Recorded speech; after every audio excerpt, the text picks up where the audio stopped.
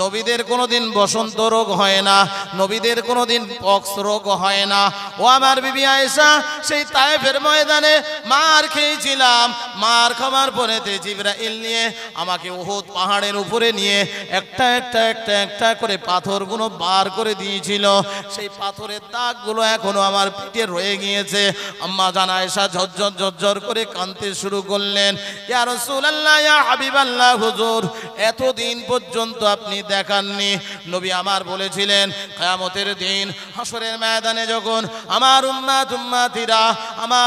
উম্মাতিরা যখন জাহান্নামী হয়ে যাবে, যখন জাহান্নামের দিকে চলে যাবে, আমি দৌড়ে দৌড়ে মাকামে আল্লাহ পাকের দরবারে চলে যাব। আল্লাহ পাকের দরবারে গিয়ে বলবো, আল্লাহ আমার উম্মাতিরা জাহান্নামে চলে যাচ্ছে।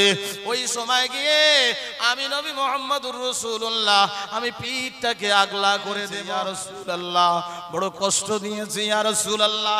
আলোক করে তুলে নিলেন, তুলে নেবার পরে উহুদ পাহাড়কে বলে দিলেন, এই উহুদ পাহাড়, নবী যদি তৈরি না হতো, নবীকে আল্লাহ যদি না পাঠাতেন, উহুদ পাহাড় তুই আসতিস না। নবী যদি না আসতেন, আমি জিবরাইল আমি নিজেও আসতে পারতাম না। নবী যদি না আসতেন, আল্লাহ জগৎ তৈরি করতেন না। আজকে বেঈমানদের কাছে নবী আমার মার খেয়েছে, রক্তাক্ত অবস্থায় হয়ে আছে।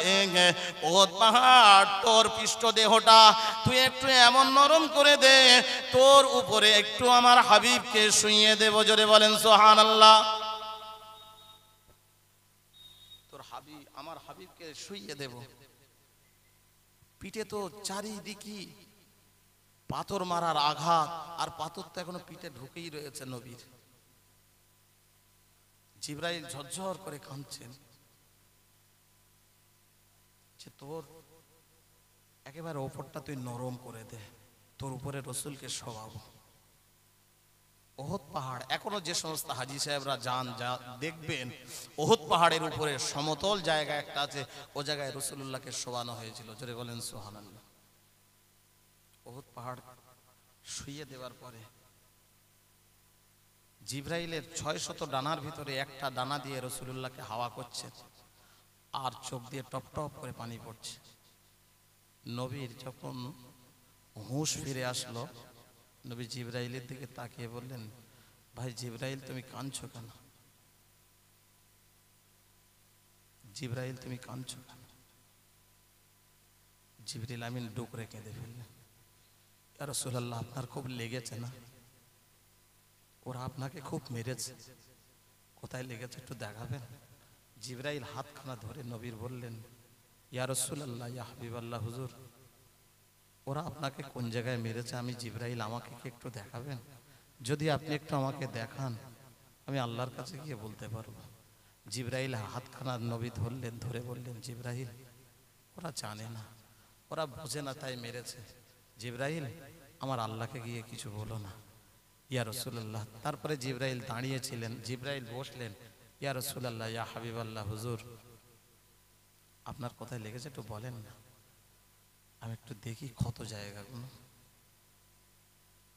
জিবরিল আমিন আলাইহিমুস সালাতু ওয়াস সালাম চোখ ভরা পানি, বুক ভরা ব্যথা নিয়ে বলেছিলেন, ইয়া রাসূলুল্লাহ, ইয়া হাবিবাল্লাহ, হুজুর কোন জায়গায় মেরেছে তারা বেঈমানেরা, জায়গাগুলো একটু আমায় দেখান, ওই জায়গাগুলো আমি একটু দেখি। ইয়া রাসূলুল্লাহ, ইয়া হাবিবাল্লাহ, হুজুর আল্লাহ আমাকে পাঠিয়ে দিয়েছে, আল্লাহ আমাকে দেখতে বলে দিয়েছে। ও জিবরাইল তুমি দেখেছো, তবে আল্লাহর কাছে গিয়ে তুমি কিছুই বলবে না।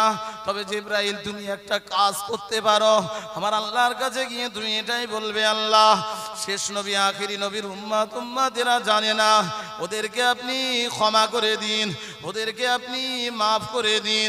ও জিবরাইল তুমি যদি এই কথা বলতে পারো আমার আল্লাহর কাছে, তাহলে আমি নবী মুহাম্মদুর রাসূলুল্লাহ কত জায়গাগুলো তোমার জন্য দেখাবো। জিবরাইল তুমি যদি আল্লাহর কাছে গিয়ে এই কথাগুলো বলতে পারো, তাহলে আমার কত জায়গাগুলো আমি তোমাকে দেখাবো। জিবরাইল আমিন আলাইহিমুস সালাতু ওয়াস সালাম কেঁদে ফেলেছিলেন, ইয়া রাসূলুল্লাহ, ইয়া হাবিবাল্লাহ, হুজুর আমি আদম নবীকে দেখেছি, শীষ নবীকে দেখেছি, দাউদ নবীকে দেখেছি, ইব্রাহিম নবীকে দেখেছি, সুলাইমান নবীকে দেখেছি, ইউসুফ নবীকে দেখেছি, ইয়াকুব নবীকে দেখেছি, ইলিয়াস নবীকে দেখেছি। সমস্ত নবীদের কাছে আমি এসেছি এবং দেখেছি, কিছু কম বেশি নবীদের কাছে এসেছি, দেখেছি। আপনার মতন উম্মত দরদি কোনো নবী ছিল না। একটু জোরে বলেন সুবহানাল্লাহ। নবী ঘুরে বসে বললেন, জিবরাইল দেখো তো আমার পিঠে মনে হচ্ছে কিছু আছে। জামা ছিঁড়ে গিয়েছে, জামা পাথরের কোনাগুলো পিঠের ভিতরে ঢুকে গিয়েছে। জিবরিল আমিন আলাইহিমুস সালাতু ওয়াস সালাম ঝরঝর করে কাঁদেন। জিবরিল আমিন আলাইহিমুস সালাতু ওয়াস সালাম ঝরঝর করে কাঁদেন, ইয়া রাসূলুল্লাহ, ইয়া হাবিবাল্লাহ, হুজুর একবার যদি আপনি বলেন তাহলে তায়েফের বংশকে আমি ধ্বংস করে দিয়ে দেব। তায়েফের বংশকে আমি জিবরাইল ধ্বংস করে দিয়ে আসবো না। জিবরাইল তুমি যেও না, আমি ওদের জন্য দোয়া করি। আল্লাহ তো আমাকে পাঠিয়েছে, ওমা আরসালনা, আমাকে তো আল্লাহ রাব্বুল আলামিন পাঠিয়ে দিয়েছে রহমত স্বরূপ, ইল্লা রাহমাতাল লিল আলামিন। রহমত স্বরূপ যখন পাঠিয়েছে জিবরাইল, ওরা আমাকে চেনে না, ওরা আমাকে জানে না, ওরা আমাকে বুঝিনি, ওই জন্য তুমি ওদের কিছু বলবে না। আমি নবী মুহাম্মদুর রাসূলুল্লাহ, আমার তেমন কিছু হয় নাই।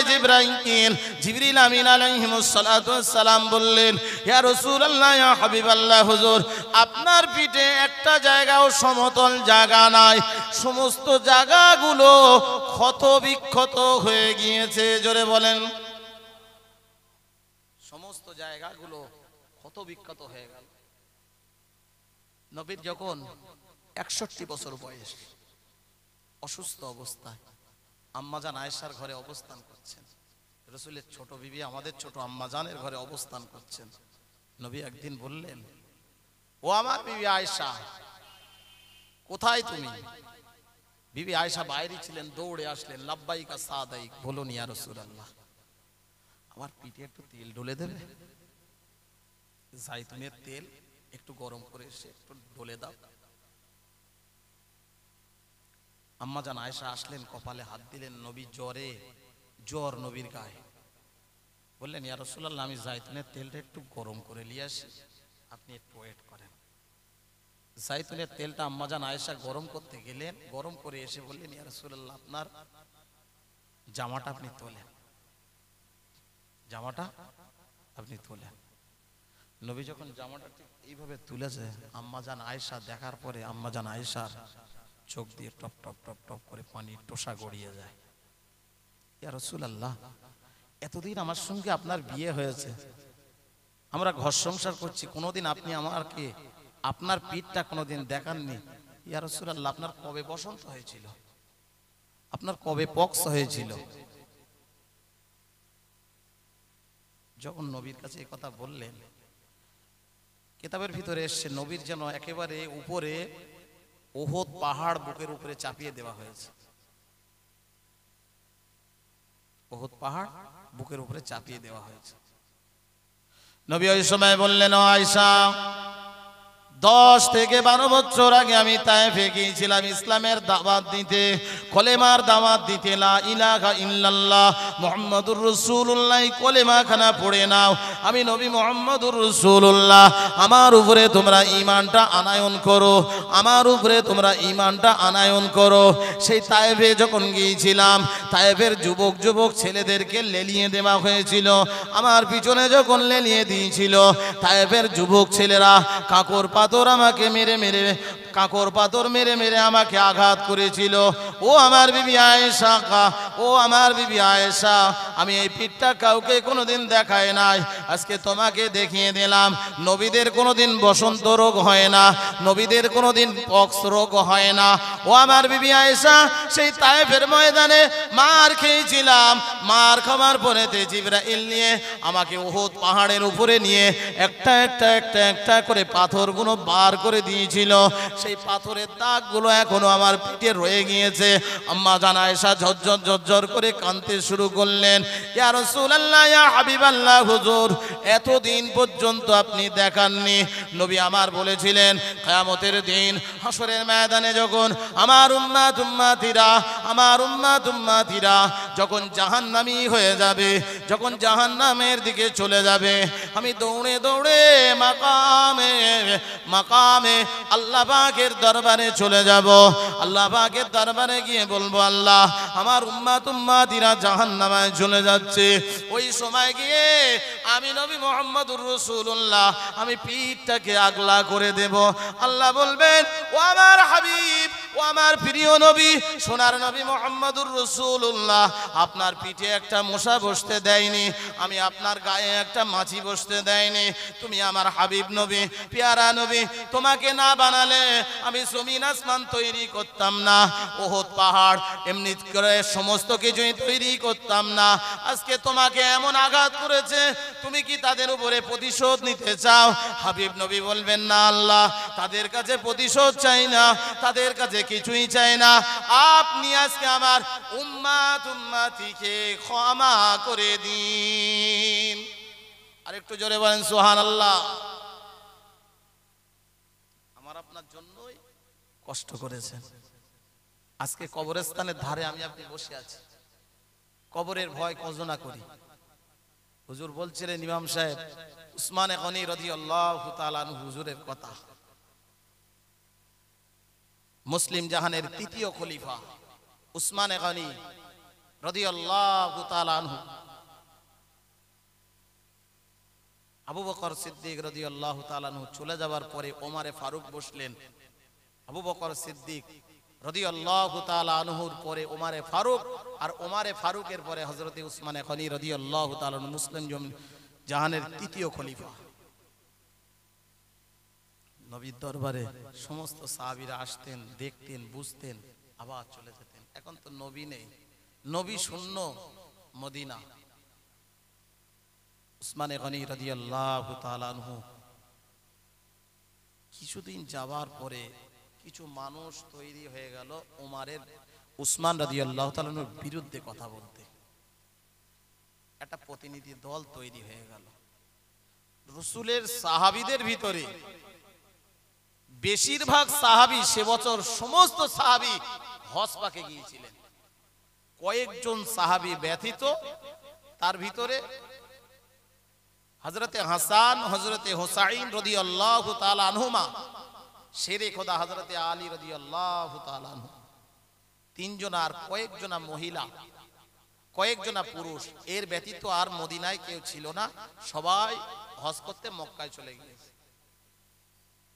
বিক্ষোভকারী ছাড়া আর কেউ নেই।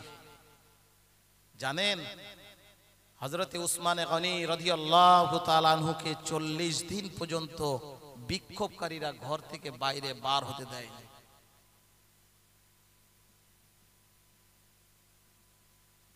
আমরা তো শুধু শুনেছি সাহাবায়ে কেরামেরা কি করতেন, কত কষ্ট করতেন। কষ্ট কারে বলে দেখেন। মুসলিম জাহানের তৃতীয় খলিফা উসমানে গনি রাদিয়াল্লাহু তাআলা আনহু ঘরের থেকে বাইরে বার হতে পারছেন না, ঘরেই নামাজ পড়ছেন, ঘরে কোরআন তেলাওয়াত করতেন, তবে দোয়া করতেন আল্লাহ আমার মরণটা যেন কোরআন পড়তে পড়তে হয়। জোরে বলেন।